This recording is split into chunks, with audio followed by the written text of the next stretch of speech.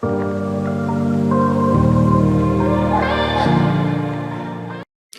is up, guys? It's Mason once again, and today we have a lesson video. So one of the things I love to do is to watch live chess commentary, like the Sync Field Cup and so on and so forth, right? But what I notice is that when you look at the chat, they become extremely reactive when the engine goes up or down. Now, understandably so, but for a largely chess audience, I find it strange that it's a huge majority, because they seem to ignore the idea of the move and just seem to say because the engine says it's bad, right? But the engine is not this cruel overlord that is supposed to like dictate everything you are supposed to do. It's more or less an assistant and a partner to help you express yourself on the board, or to help you play a better game of chess. Let me put it that way, right? And that's basically the purpose of this video, how we can work together with the engine. So let's start by looking at what the engine cannot do, right? The engine cannot take into consideration the human emotion and the human preference. Maybe in the future they'll be able to do that, but right now engines are incapable of taking into consideration human emotion and human preference. And this is very important because sometimes when you're playing a game, your emotions can really affect how you look at positions. A very good example of this is Gotham Chess, Levy Rosman. He has mentioned multiple times how he feels negatively about himself when he's playing against like stronger rated players, right? It's a feeling that he normally gets. I think it's even common with most of us, like lower rated players. And even his coach said that he realizes that people think differently about positions based on how they feel about the position. If they feel, or if they think that they are winning, they play more boldly, right? And they play more like actively and so on and so forth. But when they feel like they are losing, they are more reserved and they are very careful with how they make their moves. So emotion is a very key point when looking at chess moves. The second thing is preference. The engine does not look at preference. What do I mean by preference? You might enjoy one kind of position more than the other. Personally, I've said this in streams that I like stable, solid looking positions. I don't like these tactical positions where everything is hanging, and so I don't like them. So there was a point in that, and there still is some points in my life where when I'm playing a game of chess and there are, let's say, 2 or 3 choices to make, I may see one choice to be the best, but because it leads to a position I'm not comfortable with and I don't think I can handle, I would rather choose a less competent option, right? That leads to something I can handle. That leads to a position I can handle, right? So sometimes your preference of positions really does affect your choices. Now, for example, IQPs. I didn't like IQPs, so I used to avoid them. Now I kind of like, I can deal with them, so I do go for IQPs. But you see that kind of thing in people's playstyle. And I think when watching interviews with some of these top players like Magnus and Hikaru, these things come up, right? So Magnus has spoken one time. He was playing in a tournament versus Alireza. Alireza had a winning position, but Magnus was like, when he looked over at Alireza looked scared. So he played to that. He played to the fear of Alireza. And that is what helped him win that match. Magnus has also said sometimes that some players don't feel comfortable in certain positions. This is not the position that he's comfortable with. Mind you, grandmasters are good with so many kinds of positions, but there are peculiar positions where they might find themselves loving it more or hating it more, right? So these two things I see are very important in your planning and in your preparation as a chess player. But the engine doesn't take into consideration those things. You are the one who can actually take into consideration these things. So with that in mind, you can then work with the engine in order to come up with good plans. But rather than just saying that because the engine says so, then I don't agree with my move, I think that is really missing the use of an engine. And we'll take a look at this in some few examples here. So this is a game I played in the Ghana Nationals Phase 1 against Maoli Richardson. Just in case, you can go through the videos. I have it's on the channel. You can check the video if you want to see what happened in this game. But I want you to just look at this position. I left the evaluation on, but I want you to just look at this position and ask yourself, what do I think about this position? Who do I think is better here, right? When you look at this position without an engine, white feels in trouble. Like, it feels like black is about to destroy white, right? We have moves like a4 or maybe even b4 before a4. Then we have the rook coming in. It doesn't look like a comfortable position for white. So white might be very scared here and make very bad decisions. And I, playing as white here, did feel that way, right? I did not love this position. I just wished this position would end. And in case somebody's thinking that I can just take this knight, please, the position on the board, you can recreate it and see if taking the knight is actually a good option. But yeah, it doesn't feel right. Now, when you turn on the engine gives this a 0.3, which is basically even, or saying that white has a slight edge. I mean, 0.3 is negligible.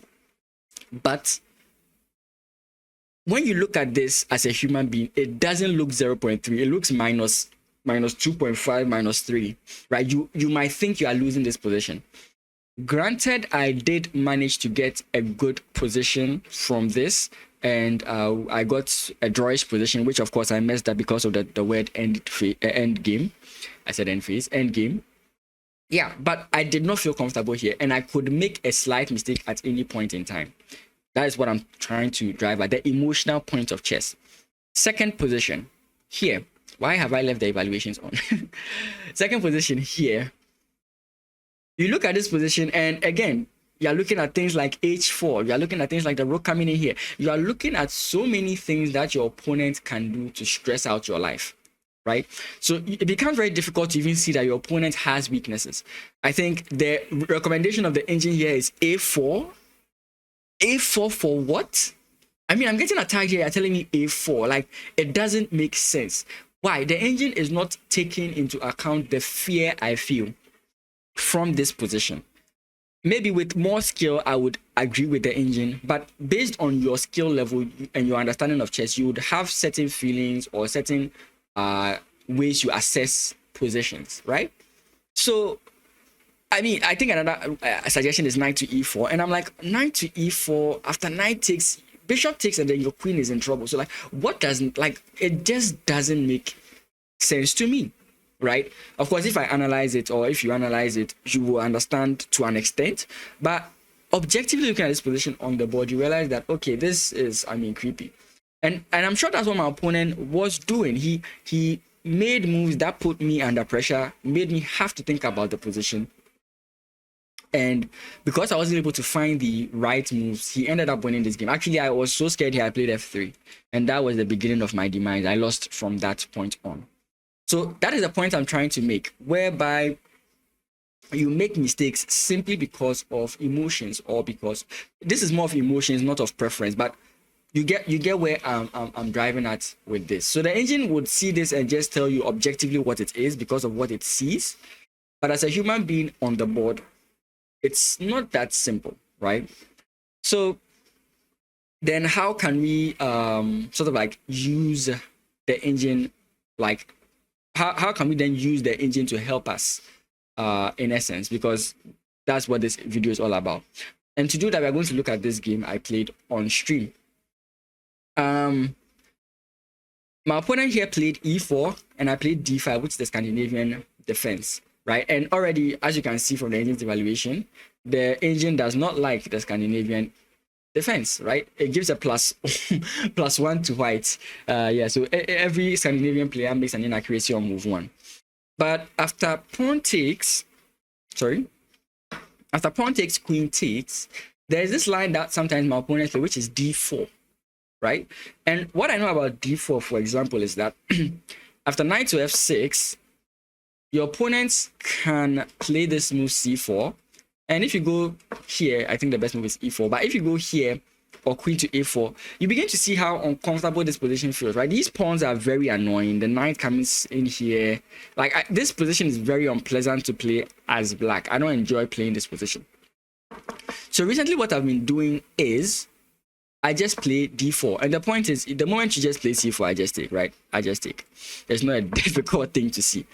And I realized that this move in particular forces my opponent to play strange moves, right? I wanted to show so many games, but I want to keep this video as short as possible.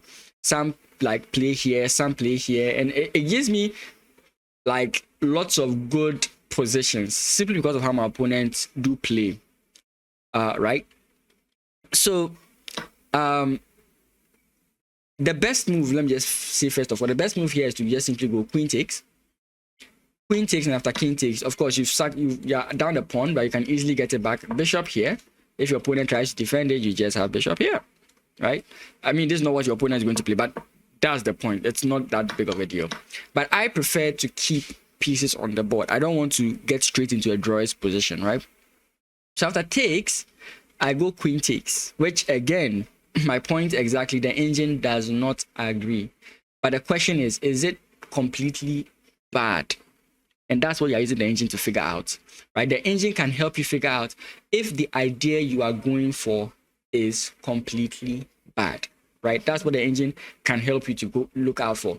And when you look through the engine lines and you look through the evaluation, you can take into consideration so many things. For example, this move that the engine is recommending, how likely is it that my opponent is going to find it over the board? And again, this is going to differ from the level to level. So it's valid. Your evaluation is possibly valid for whatever level you are in, right? But as you improve, you get to know more and more, right? Your calculation gets to your improvement, your reasoning improves as well. So I play queen to e5. My opponent blocked with the bishop. I think the best move was knight blocking rather. But knight blocking rather, I think you wouldn't really want to play it because no, bishop to e2 is the best. But if you play knight, you're actually blocking your pieces in. And I've actually had opponents play knight because they want to, like, for example, put their bishop here. Bishop to e2, and I increase the pressure. Why? I'm trying to force my opponent to weaken his king side with this move so that in the future I have ideas of this, right?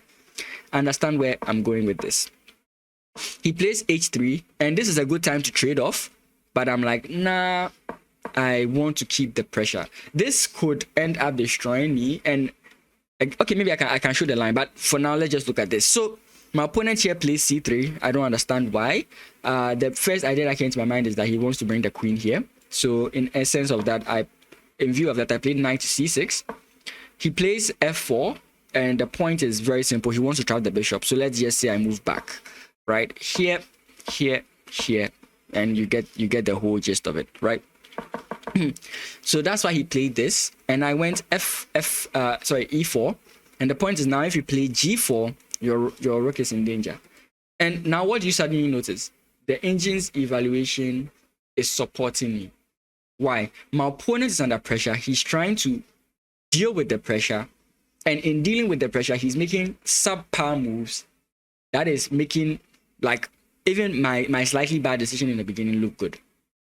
And that is basically it, right? That is what I'm talking about. In a live game like this, your opponent cannot figure that out.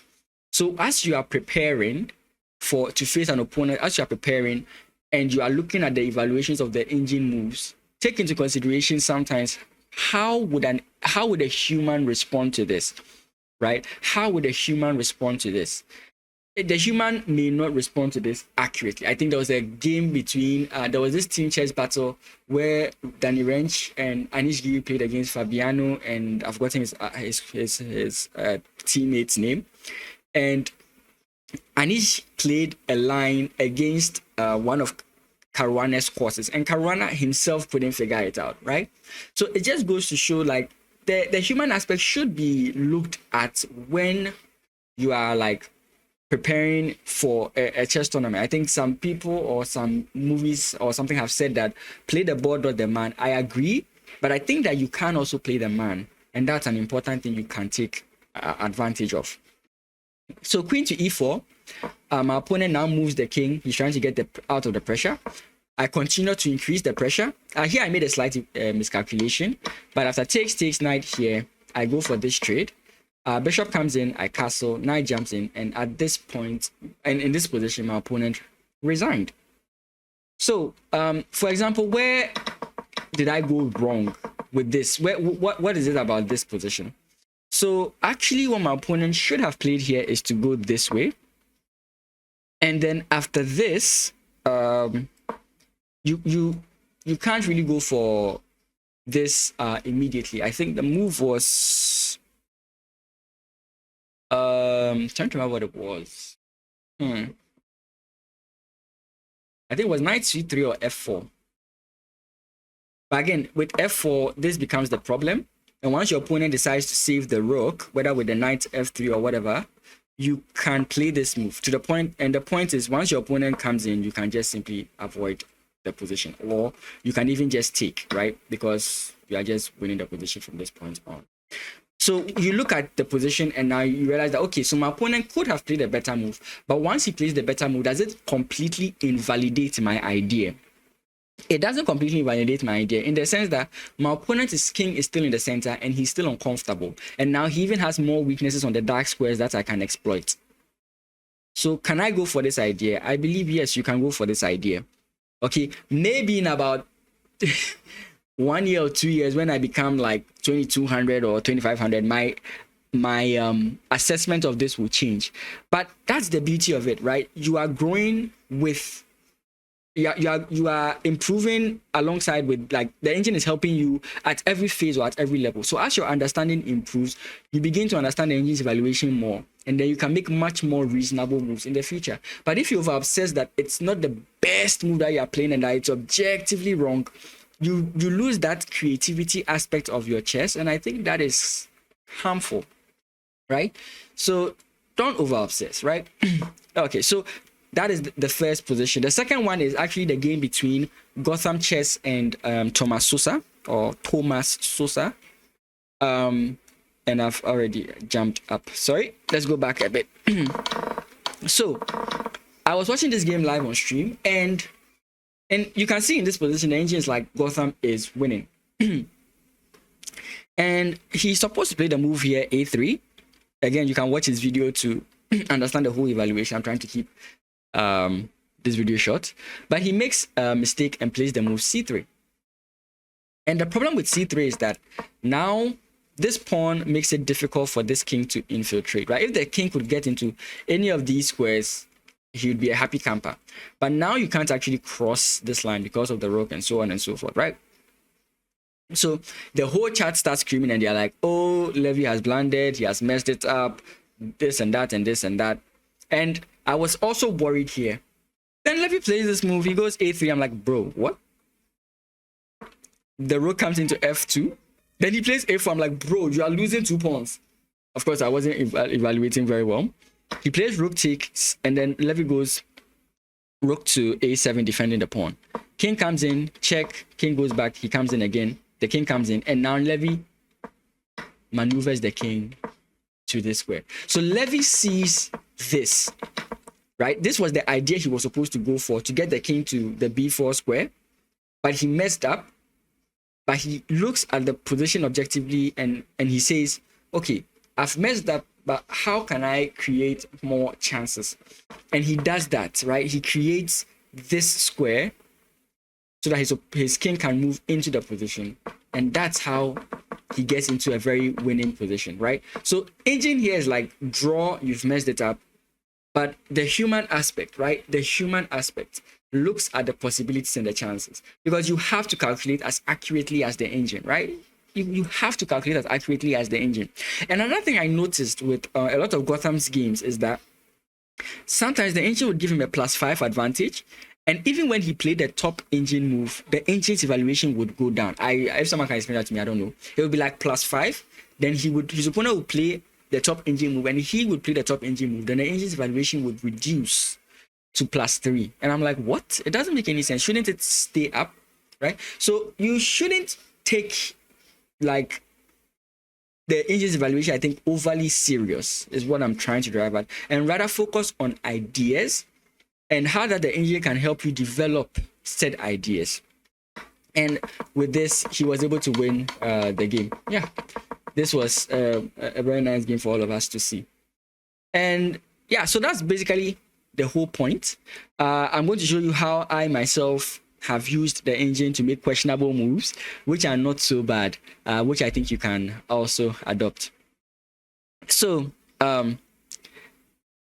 play the landing system a lot, and some of the people who know that I play the landing system often where is this? Often play this thing called the Eggland Gambit against me, right? And I've looked at this position with the engine, and this is usually how I would play it, right? So knight to c6, if my opponent does clean, I can't go through every single variation, but if knight to c6, knight to f3, these are the common lines I face at my level. Queen to e7, I simply go knight to c3. If my opponent takes with the knight, I don't take back. I simply play e4, because if you take again, that's two moves. That's like three moves, 1, 2, 3, with your knight, and I just keep on getting development. And normally here they play knight to f6, and this is the point of the whole analysis with the engine, is that after takes, my opponent plays queen, takes, and then I go f4. And this is the reason. So this is why I need an engine, right? Because I was always being fascinated with playing f4 here, but I needed to know how good it was before I played it, because I was always worried about this move in particular, right? I was always worried about this move. Like, can I play this move or not? Like, can my opponent play this move? Because it prevents me from castling, which is very annoying. But then this is where I look with the engine, and it suggests you could go here, right? Because all the forward motion squares are covered. The knight has to move back. You can go here. Bishop is coming in here. You are castling queenside, and now you can now start pushing these armada of pawns. Very nice idea. Even if your opponent castles kingside, you can still use this whole idea, right? And that is what you need to do with the engine, right? So instead of me just saying what does the engine think is best, some of these lines are not what the engine suggests. Like, you can look through this yourself. I don't think the engine, if I recall, the engine does not recommend f4. Let me just reconfirm. The engine does not recommend f4, but I want to play f4, and I'm like, okay, the engine does recommend f4. It's even at the top move here. Okay, it's not a top move. Okay, I mean, we'll leave it to do its things. Yeah, but I think I used that. I don't know. But yeah, f4 is a very like crazy move you have to look at and ask yourself, can I play like this move in this position? Can I play this move? Because you're creating so many weaknesses, and you have to ask yourself, does this even make any sense? Can I play this whole idea? That is what you're looking at with the engine. So it's going to help you create these very good ideas. Now, what I also do is that if the engine suggests a top move which does not fit my style, I don't use that suggestion. Now, if like as and when I improve and I become more comfortable with the positions, I can then go back and look at that position. So the point is not to just say that, okay, because I have concluded on this, that is it forever. That's not the point. The point more or less is to get something that can help you at the time, and as you improve, like based on your understanding, it can help you. But then as you improve, you go back, check your notes, and see if you have a new perspective on the exact same position. And I'm hoping this is accurate to see. I don't want Naroditsky to come after me. But anyways, this has helped me quite a bit, right? Not just taking the engine's evaluation outright, but working together with it to find positions that suit me and help me. Another thing is that when you are looking at the engine, you shouldn't over obsess with the numbers, right? I personally think that from 0.0 to 1.2, which might be a stretch, but 0.0 to 1.2, I believe is negligible. Not to say that white does not have an edge or black does not have an edge when it's at -1, but it may not be as serious as you think. I've seen grandmasters blunder +5 positions, right? And there are so many things to consider in positions, right? It's not always so clear what that plus stands for. Is it a positional advantage? Is it a material advantage? When exactly do I get the advantage? Because you look at the position and when exactly, you don't see the exact where the advantage comes from. The advantage might come 15 moves into the future. So don't over obsess over the number. There's a reason why the engine thinks so highly of the position. If you can't figure it out, maybe you have to come back to that position later on when you are more skilled, or when you are I don't know, when you are much more prepared or something of that sort. But if you can't figure it out, look for something that would help you, in my opinion. The second thing is that when you're using the engine, you should take note of compensation. Now, compensation is a topic we will discuss like much more in the future, but let's look at this thing called the alien gambit. E4 c6, d4 d5, knight d2, d takes e4, knight takes e4, knight f6, knight g6, h6, knight takes f7, king takes f7. And I hate what the engine is doing here. When I was preparing for this video, this position was 0.9. I don't know why it's doing this today. But the point is this. Ideally, when you trade a knight for a pawn, you should get like if you are losing evaluation, you should go to somewhere like plus 2.5 or minus 2.5, right? It should be that big of a margin, right? It should be that big of a change. But when you do the alien gambits, especially when I was looking at it for this video, was 0.9, which is crazy, because to lose a knight for a pawn is a big deal. But for the engine to say that, oh, you lost the knight for a pawn, don't worry, it's just a 0.9, it means that there's something about the position, right? So it's not an outright bad like sacrifice, right? It's, I mean, objectively, I mean, I don't think you should make something like that. I don't think that's a good thing to do. But then when you look at it with the engine, you realize that, okay, this is not really completely bad. There's something about this position I can learn more about. Then you can look into it. Again, if it is not feasible, I don't think you should play it. I'm not trying to encourage playing nonsensical moves. I'm not trying to encourage doing on principle things. That's not what I'm trying to say. What I'm trying to say is that you might have an idea, test it out with the engine.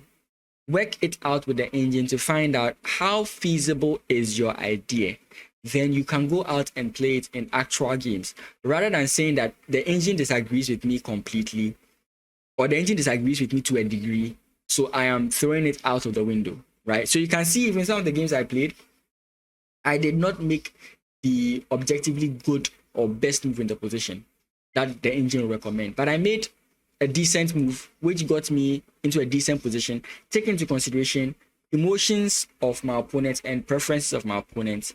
And that can help, right? That can really help in how you use the engine. And that's basically what I want us to focus on. So that is going to be it for this video. I hope you learned a lot. If you enjoy stuff like this, like, comment, subscribe, leave a comment down below. I've already said comment, but leave a comment down below. If you want me to explain something in more detail, if you disagree, if you agree, feel free to let me know in the comments. But if you want to have a more direct interaction with me, I do stream Mondays, Tuesdays, and Fridays on twitch.tv/pen_mason, twitch.tv/pen_mason. I stream 10 a.m. GMT or 10 a.m. UTC. You can always find me at those times. Now, the Fridays is not so much consistent, but you can definitely get me on Monday and on Tuesday.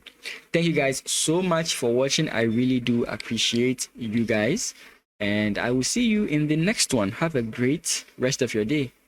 Peace.